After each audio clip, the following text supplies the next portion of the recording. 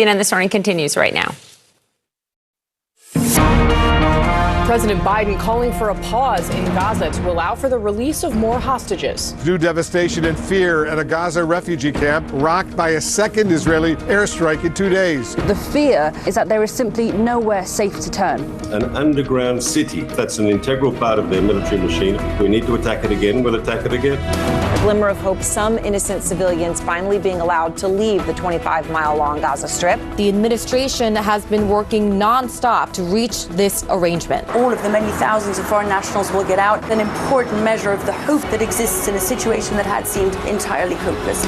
Growing tension within the Democratic ranks over the conduct of Israel in its war. I believe it's a war crime. The House Speaker is at odds with Senate Republicans over how to pay for aid. This is an incredibly cynical political bill.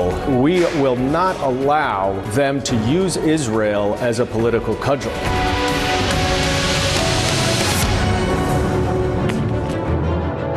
Well, good morning, everyone, and welcome. I'm Phil Mattingly with Poppy Harlow in New York. We're going to show you live pictures at the Rafah border crossing right there in Egypt, where 400 foreign nationals and 60 injured people are expected to leave Gaza today. Ambulances have been lining up to pick up the wounded. We just spoke to an American pediatrician who was able to get out of Gaza yesterday. It was her first interview since evacuating, and she said she feels terrible for what Gazans who are still there, running out of water, running out of food, are going through.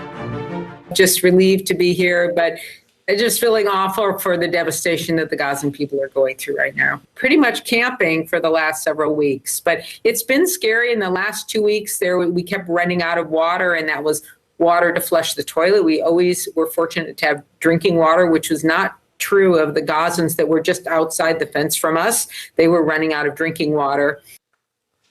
Meanwhile, Israel continues its air and ground assault on Gaza. You are looking at the devastation from a second airstrike in 2 days on Gaza's largest refugee camp. The IDF says it was targeting a Hamas command center, but the United Nations Human Rights Office is now warning the high number of civilian casualties from the strikes on the densely populated Jabalia camp could amount to a war crime. On the ground, the Israeli military says Hamas's defensive lines are collapsing and militants are retreating into central Gaza. This is the latest video from the IDF of Israeli tanks and soldiers advancing. At the same time, President Biden is now saying he supports a humanitarian pause in the war to save hostages who are still in Gaza. Those hostages include Americans. At a campaign fundraiser last night, a protester interrupted the president and called for a ceasefire. You can see some of it here. According to reporters in the room, Biden responded, quote, "I think we need a pause. A pause means give time to get the prisoners out."